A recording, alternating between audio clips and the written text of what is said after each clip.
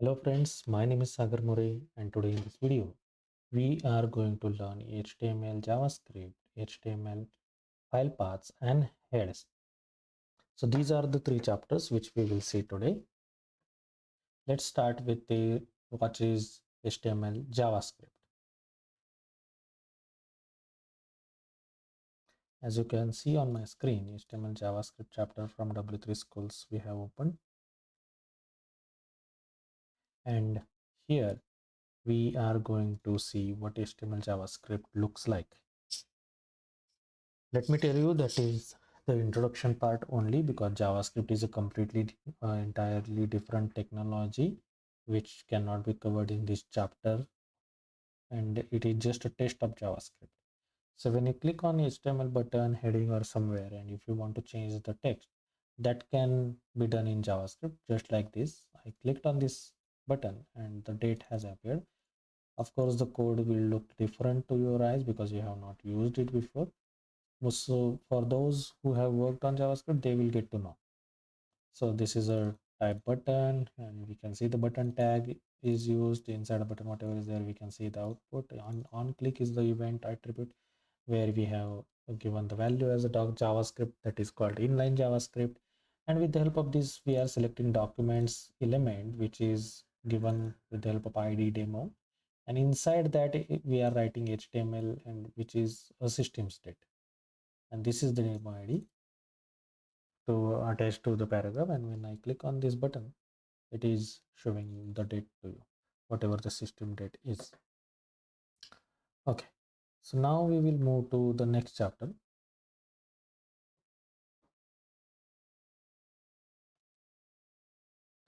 And let me tell you this before, that script tag is used to write internal or external JavaScript as well. So if you don't want to use inline JavaScript, you can always use script tag, which is this. And in script tag, you can write your JavaScript code. Now, so as I said, it is just a test of JavaScript in HTML, how you can use it. And you can write multiple line of JavaScript to do something with it, like font size, color, background color, and it will get applied when you click on this button, since the code is written here in this function. But you can do that with CSS. But if on click you have to do it in JavaScript. So we will see it later in JavaScript series. For now, just to understand the potential of JavaScript, I can tell you that, let's say there is a bulb icon here, which is an image, and if you want to turn it on like this and turn it off again, you can do that with the help of JavaScript code, because these are two different images and we are just changing the images, because this one is the first image and this one is the second image, and we are just changing two images with the help of JavaScript. And JavaScript is something which gives the functionality or the behavior or interaction to your web pages, which are static in nature by default, and JavaScript make it dynamic. No script tag is also there. So whenever your browser does not support JavaScript, and if it is disabled, then in that case you can write no script tag, in which you will be writing a message to the user saying that, okay, your browser do not support the JavaScript. So he will get to know what to do and how to turn on the JavaScript. Okay, that's all about this JavaScript chapter. Now next, we will move to the file path, and this is very important chapter. File path is a very important chapter, because in this you will get to know what does it mean by relative path and what does it mean by absolute path. So here, if you look at my screen, there are image paths mentioned. So this one is relative, this one is also relative path, this one is also relative path, and this one is also relative path. So here you don't see http colon slash slash www and something like c colon slash desktop or something like that, because these are the prototypes like http and all, through which you target the absolute path or full path to the entire uh, through the entire address. And that is something called absolute path, where you need to declare full path. But when you can just use your content or the asset, and which is present in your folder, at that time you can use relative path instead of absolute path, because the file which you are going to use, that is there in your folder and you can access it easily. So if it is inside image folder, you can just write image. If it is inside image folder only at the root, then you can just write slash image, and that will work for the websites which are live. And for local websites you can do this also, but it is good practice to write something like this in local as well, so when it goes online it will also work. And this one is something with the dot slash gives you the provision to go back or outside of that current folder and refer to that content which is outside of the folder. So in order to link web pages or images, style sheet or JavaScript, we have to give paths in the image src or anchor tag href or link href or script src tags. There we use the path here, and that's this is the absolute path, and that's why this is an important chapter to know which one is absolute and which one is relative. So since let's say that the image which we are trying to use is not in our hand and we have to use that, so in that case we use the absolute path. So let me give you one example. So this image is they are referring from uh, this particular website. Let's say instead of that we want image of Taj Mahal, let's say. So when you search for Taj Mahal image, in the image section, you will see other different images. And from those, whichever image you like, you can just open that image and get the URL of that image so that you can use it in your web page. So let's say this is the URL, okay? And this particular link, I will copy and I will paste it here in the SRC. So I'm referring to the absolute path of that image. See, the image is appearing here on the screen, even though it is not in my hand, in my folder or on my server. It is somewhere on other server, but it is still accessible with the help of this absolute tab. And in case I have that image ready with me in my folder, I will just write image name like this because it is there only in my folder. Okay, so this is relative path example which I just said. If it is in my folder, let's say image folder it is, then we will write image slash picture name and extension. It will be shown since it is a relative path. And why they have used it like this, because here HTML folder is going to be there, inside which they have image folder, and in image folder they have this image. Let me show you that.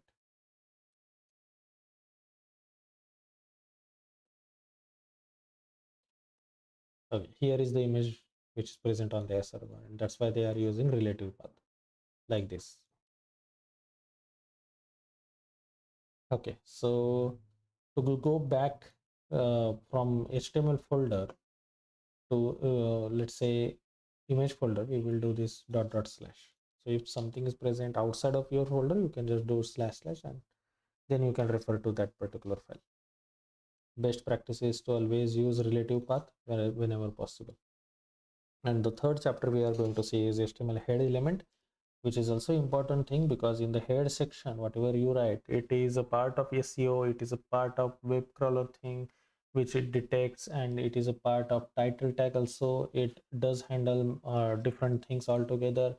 It is not a body tag, but it is something which is a part of HTML section, as HTML has head and body, two sections, and we need to use these many tags in the head tag. So inside a head tag, we use title tag. We have seen this. In order to write these titles to the tabs, we use title tag.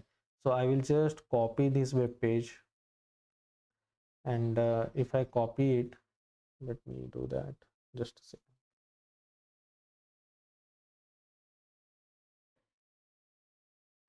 Okay, so when I run this, and if you see, title is a meaningful page title, but that is not reflecting there, right?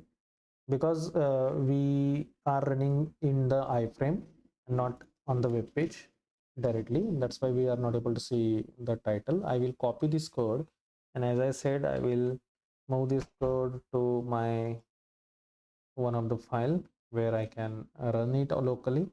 And here when I copy it, now you will see the meaningful page title is there, and it should be visible to the title of the tab, and it is visible. So this is the title. If you want to change it, let's say to something like my web page, you can just change this title tag, save the page, refresh to see the output, and here my web page is written. So this is the way you change the title tag, and it is a title of your web page which appears on the search result when your website is live.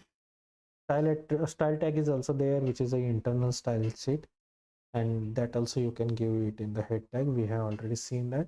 Link tag also is there, which is to link external CSS files to your web page, and this is the way you link it.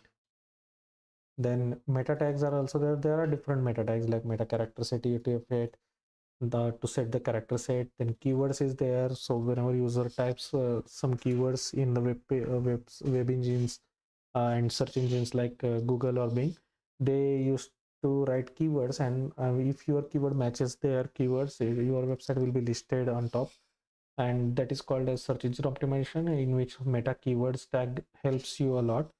The same way description is also there.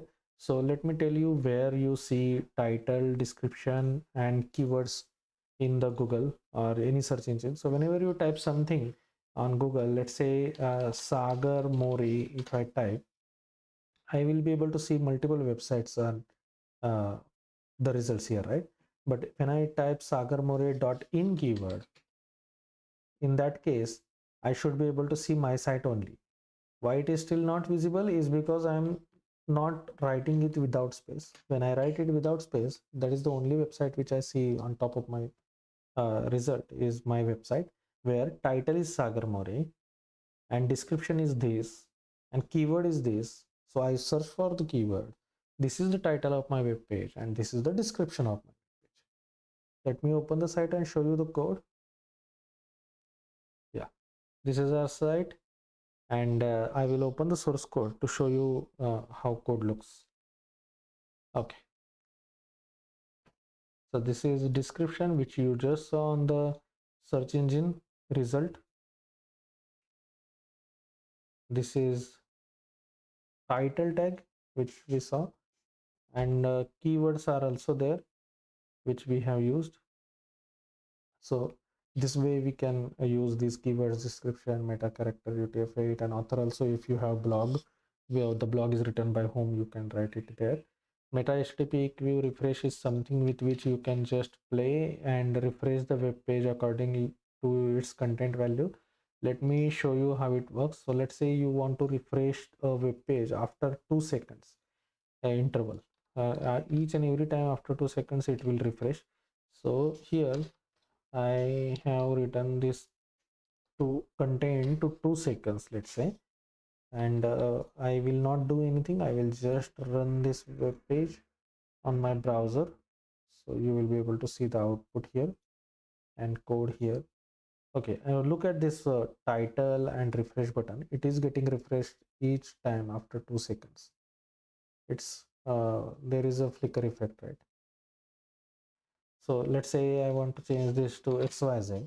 You will be able to see that XYZ without refreshing the page because it is getting refreshed after 2 seconds, and here is the result. So this will help you in the development whenever you don't want to refresh, whenever you don't want to refresh manually, but want to refresh automatically. Once your development is done, you can remove that. And yeah, that's what meta refresh does.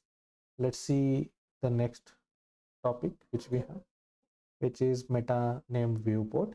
This is very important because it helps you to set the zoom level of your device to zoom level you want, and by default it is 1.0 you should keep, because in order to create the responsive web pages you should always have the full width assigned to the websites, and so that they can scale accordingly and it will make responsive. And whenever you write responsive CSS, this is the only meta name viewport content width. What should be the content view width for the viewport, means the screen, is it should be equal to device width. So device width, whatever it is, will be assigned to the width of your web page or website, and its initial zoom level will be one which is default. So you don't need to zoom and see the web pages. The website looks responsive. If you apply this, it will look like this, which is at the right hand side.